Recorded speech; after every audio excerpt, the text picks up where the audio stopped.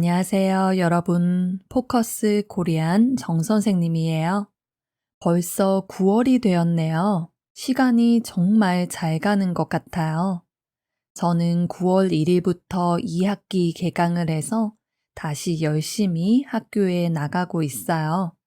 그래서 이번 에피소드에서는 방학 끝, 새 학기 시작이라는 주제로 이야기를 해보려고 해요. 긴 휴가를 끝내고 학교나 직장으로 돌아가는 일에 대해서 이야기를 해볼게요. 오늘 이야기의 대본과 학습 자료는 페이트리온에 올려놓을게요. 그럼 잘 들어보세요.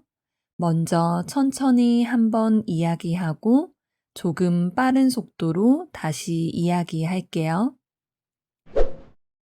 한국에서는 3월에 1학기가 시작되고 9월에 2학기가 시작돼요.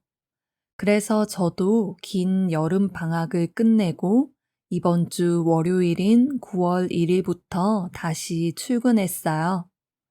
참고로 보통 대학교에서는 새 학기가 시작되는 걸 개강이라고 하고 초, 중, 고등학교에서는 개학이라고 해요. 오늘 화요일이니까 이제 개강 2일차인데 아직 열심히 적응 중이에요. 사실 지난 주말에는 개강을 앞두고 마음이 좀 울적했어요. 방학한 게 엊그제 같은데 벌써 개강이라는 게 믿기지도 않고 방학이 끝난 게 아쉽기도 했거든요. 이번 방학은 정말 열심히 놀아서 그런지 유난히 끝나는 게 아쉽더라고요. 사실 그동안 방학을 수십 번도 넘게 보냈는데 방학이 끝날 무렵에는 항상 자괴감이 들었던 것 같아요. 방학 시작할 때 세웠던 계획들 중에 못 지킨 게 태반이었거든요. 그래서 수년간의 경험 끝에 깨달은 점은 방학 계획을 너무 거창하게 세우지 않아야겠다는 거였어요.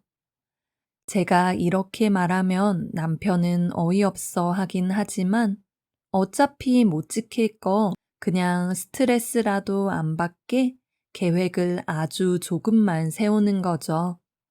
그래서 이번 방학에는 논문이나 책 쓰기 같은 특별한 계획 없이 정말 열심히 놀았어요.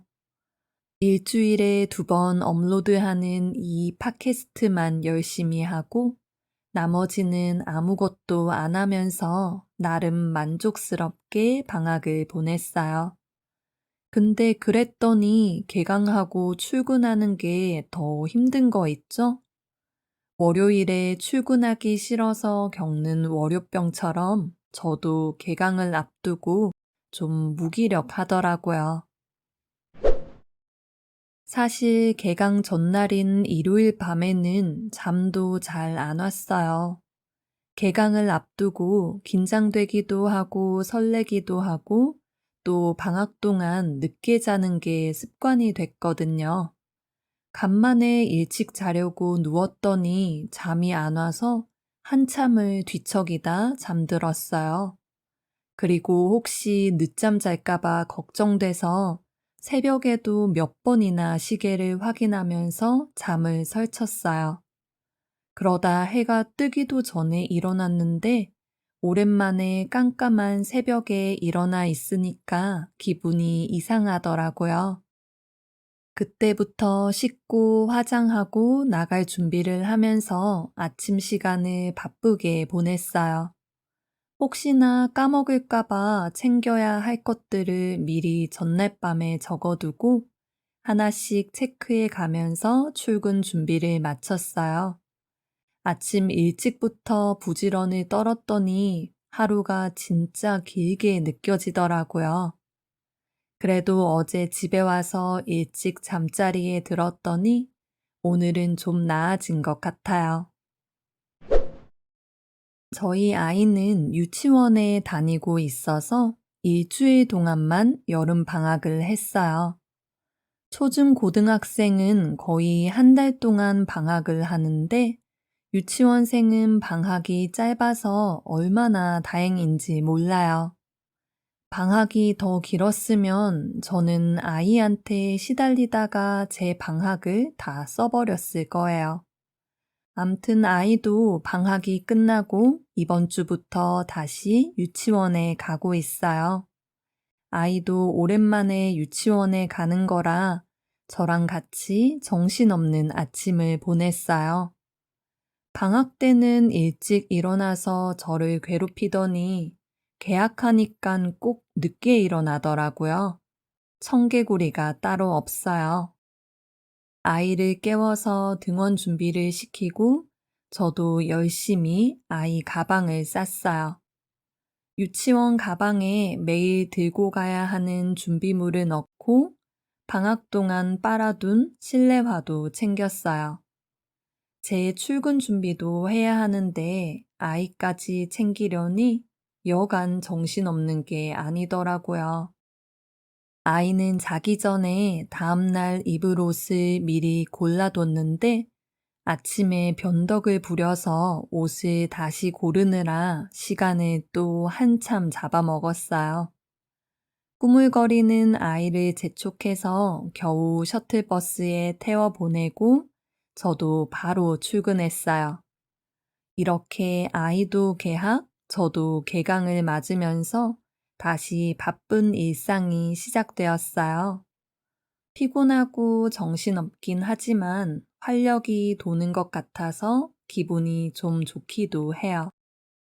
여러분은 9월을 어떻게 시작했어요? 여러분의 일상을 댓글로 남겨주세요. 그럼 여러분, 이야기를 한 번 더 들어보세요. 조금 빠르게 읽을게요. 한국에서는 3월에 1학기가 시작되고 9월에 2학기가 시작돼요.